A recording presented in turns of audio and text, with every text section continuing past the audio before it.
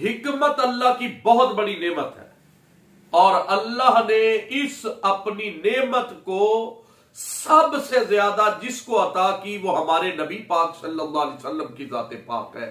آؤ سنو ایک دفعہ کیا ہوا۔ کعبہ شریف میں باہر سے پانی اندر داخل ہو گیا، دیوار کعبہ کی شق ہو گئی۔ جو قریش تھے وہ پریشان ہوئے کہ یہ کعبہ شریف کی دیوار پھٹ گئی ہے، اسے درست کیا جائے۔ اللہ کا کرنا انہی دنوں میں یہ جدہ کے قریب ایک بہت بڑا تاجر آیا جس کا نام تھا باقوب۔ اس کی کشتی جو ہے وہ کنارے سے آ کے ٹکرا کے ٹوٹ گئی۔ مکہ کے قریش کے کچھ لوگ وہاں گئے، باقوب کو جا کے ملے، اسے کہا یار تیری یہ جو کشتی ٹوٹ گئی ہے اس کے ہمیں پھٹے دے دو، ہم نے اللہ کے گھر کعبہ کی دیوار کے اوپر چھت بنانی ہے، اور تم ایک بہت بڑے معمار ہو، بڑے کاریگر قسم کے بندے ہو، ہمارے ساتھ آؤ، ہمیں کچھ رہنمائی دو، اپنے تجربے سے ہمیں کوئی نفع دو۔ باقوب ان کے ساتھ آ گیا، قریش کے ساتھ کعبہ شریف کے پاس۔ اب ایک بہت بڑا معتبر نام تھا اس وقت، ابو وہب بن عمرو مخزومی۔ اس نے سارے قریشی قبیلوں کو اکٹھا کر کے کھڑا ہو کے کہنے لگا، اے قریش کے لوگوں، دو باتیں یاد کر لو۔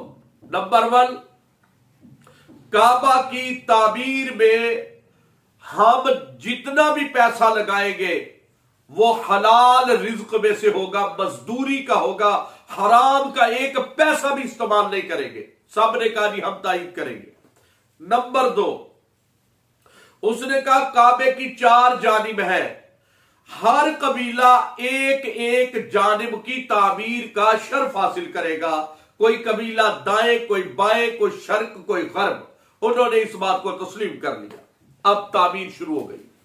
جیسے تعمیر شروع ہوئی تو ہوا معاملہ یہ کہ جب حجر اسود کے پر بات آئی نا کہ اس پتھر کو اٹھا کے کون اس کو فٹ کرے گا، ہر قبیلے کی خواہش تھی یہ متبرک پتھر ہے، اسے ہم اٹھائے، ہمارے قبیلے کا نام بلند ہوگا، ہمیں یہ شرف ملنا چاہیے۔ پھر کلیش شروع ہو گئی۔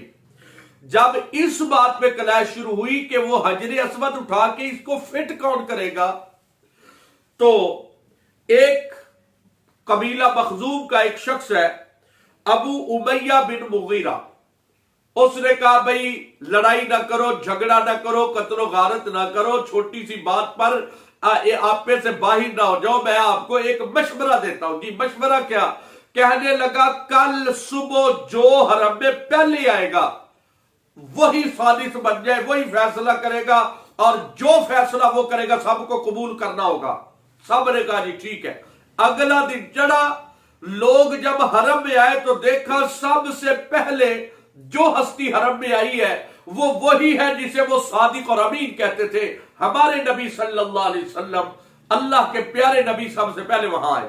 سب نے کہا جی یہ تو کمال ہو گیا، رسول اللہ آ گئے، صادق و امین آ گئے، ان کا فیصلہ تو حق ہے، ان کی بات تو حق ہے، ان کے بات تو حکمت پر مبنی ہوگی، یہ تو مسئلہ ہی حل ہو گئے۔ سب نے اتفاق کا اظہار کیا۔ اللہ کے نبی صلی اللہ علیہ وسلم نے فرمایا اگر آپ اس بات پہ راضی ہو تو آؤ میں مسئلے کا حل ڈھونڈوں۔ سرکار علیہ السلام نے اپنی چادر بچھائی، حضور علیہ السلام نے حجر اسود کو اٹھا کے اس چادر پہ رکھا، اور تمام قبائل کے جو معتبر لوگ تھے ان میں سے ایک ایک بندے کو کہا ہو بھائی اس چادر کے کونے پکڑ لو، کنارے پکڑ لو۔ اب سب نے کنارے پکڑے تو وہ اس حجر اسود کو اٹھانے کا شرف سب کو مل گیا۔ اب وہ اسے اٹھا کے چلے، جہاں نصب کرنا تھا وہاں تک سب کو اٹھا کر لے جانے کا شرف ملا۔ اللہ کے نبی نے وہاں سے اٹھا کر اس حجر اسود کو وہاں پر رکھ دیا جہاں رکھنا تھا۔ یہ رسول اللہ کی حکمت تھی، یہ اللہ کے نبی کی دور اندیشی تھی، یہ رسول اللہ علیہ السلام کا حق فیصلہ تھا کہ قبائل ایک بہت بڑی لڑائی سے بچ گئے، اور اتفاق، امن، سکون، سلامتی کے ساتھ یہ کام مکمل ہوا۔ اور پھر چونکہ انہوں نے وعدہ کیا تھا رزق حلال کی کمائی سے تعمیر کریں گے، اب پیسہ اتنا اکٹھا ہی نہیں ہوا کہ وہ جناب والا کعبہ کی تعمیر اسی بنا پر مکمل کی جائے جہاں سے پہلے تھی۔ تو پھر انہوں نے ایریا کم کر دیا اور جو باقی ایریا بچا تھا اسے حتیم کا نام دے کر ایک جگہ کو وہ لائن باؤنڈری لگا دی کہ بنائے کعبہ یہ ہے، لیکن فنڈ کی کمی کی وجہ سے فی الوقت عمارت یہاں تعمیر ہوگی۔ تو وہ جو حتیم ہے کعبہ شریف کی جانب ایک جگہ ہے وہ بھی کعبہ کے اندر کا حصہ، لیکن اس وقت قریش نے اسے الگ کر دیا تھا، اور میرے نبی صلی اللہ علیہ وسلم کی حکمت و دانائی کی وجہ سے ایک بہت بڑی لڑائی بھی ختم ہو گئی اور کعبہ کی تعمیر بھی مکمل ہو گئی۔ یہ ہے نبی کی عظمت۔